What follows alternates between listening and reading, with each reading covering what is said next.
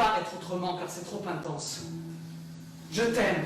Et il fallait écarter cette pensée que nos lettres étaient lues, que des mots, des sentiments si intimes allaient être dévoilés. Il fallait peser ce qu'on écrit, parler à demi-mot. Certains passages nous parvenaient biffés d'un épais trait noir. Ce ne fut pas facile d'écrire dans ces conditions, mais bientôt, cela ne compta plus. On m'a amputé de toi. Et je ne pourrai revivre entièrement et véritablement que le jour où nous serons réunis. Tu es le sel et le pain de ma vie.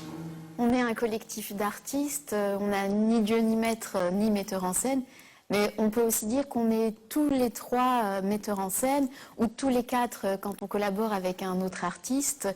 Et donc on est tout d'abord comédiens, et on est des acteurs créateurs, on peut dire, et responsables de nous-mêmes et de l'objet qu'on crée. Donc si on utilise un vocabulaire marxiste, on ne risque pas d'être aliéné, si tu veux. L'idée des trois mulets, c'était un peu les pays du Maghreb, l'Algérie, le Maroc, la Tunisie. On voulait faire un collectif franco-maghrébin. Et toujours cette idée de défendre cette histoire commune, cet héritage commun, et puis de faire passer un peu aussi, à un moment donné, on parlait de mémoire, c'est-à-dire comment nous, ce théâtre, ça peut être un théâtre témoignage, c'est un peu ce qu'on fait aujourd'hui avec le Labi. C'est toujours des auteurs comme ça. Moi, j'avais travaillé un peu sur Kateb Yassine aussi. Ce sont des auteurs qui parlent de leur vie, qui ont une nécessité d'écrire pour témoigner, mais c'est une écriture qui vient de la chair, qui vient de l'expérience vécue.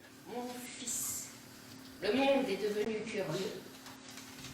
Et ce n'est pas une ignorante comme moi qui pourrait dire où il va. Je ne commettrai pas ce péché d'orgueil qui consiste à penser au lieu de se soumettre aux raisons de la Providence.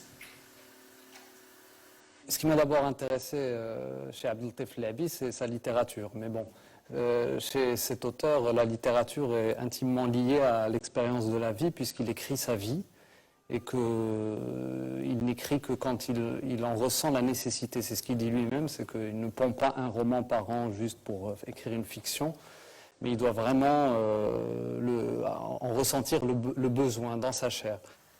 peut-être pourrais-je voler de temps en temps pour revenir à Fès, frôler le sommet du Zalak et aller planer au-dessus de la terrasse de notre maison, dire à Rita: admire mes ailes, et repartir vers d'autres horizons. Et donc la pièce un peu raconte tout ça, raconte l'enfance, raconte l'emprisonnement, raconte le militantisme, puis raconte la lutte d'une femme qui essaie de l'aider pendant 8 années de prison, et puis la sortie de prison, etc. Ça, on espère faire la suite, c'est-à-dire la sortie, puis l'exil. Perquisition minutieuse, acharnée, exécutée sans mandat. Où emmenez-vous mon mari? Ne vous inquiétez pas, madame, nous avons juste quelques questions à lui poser. Il sera de retour dans la journée. Je n'en crois rien. Je m'efforce au calme et à la froideur. Certains sont kidnappés dans la rue par des escouades de policiers en civil devant des passants indifférents, impuissants ou terrifiés. Des familles entières sont jetées dans des commissariats clandestins. J'ai rencontré Abdeltef Labi pour lui demander l'autorisation de monter ses écrits. Il voulait vraiment savoir quoi, pourquoi, enfin surtout le pourquoi. C'est-à-dire, je pense que c'est quelqu'un qui pense qu'un acte artistique, quel qu'il soit, doit avoir son importance. Ça ne doit pas être gratuit. Ce qu'il a détendu, c'est le fait aussi qu'on veuille en tout cas prendre des extraits du roman de Jocelyne Labi. Et donc bon, voilà, après il nous a quand même écrit, il nous a encouragé, il a suivi, il a lu le montage, il était très curieux de voir, il a vu le spectacle avec sa femme, ils sont venus, ils ont été très touchés. 1er septembre 1973, l'inculpation tomba. Atteinte à la sûreté intérieure de l'État en vue de renverser le régime, détention d'explosifs, attention, destruction d'édifices publics. Allez, let's Betty.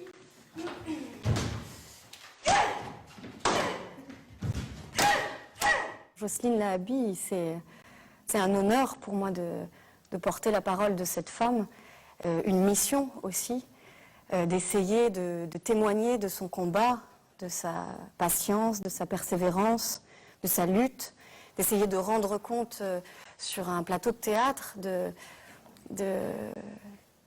sa volonté et de sa soif de justice, de vérité, d'essayer un peu de mettre tout ça en moi et de le porter à nu et de le rendre palpable, de le rendre public. Elle dit ce Maroc, c'est mon pays.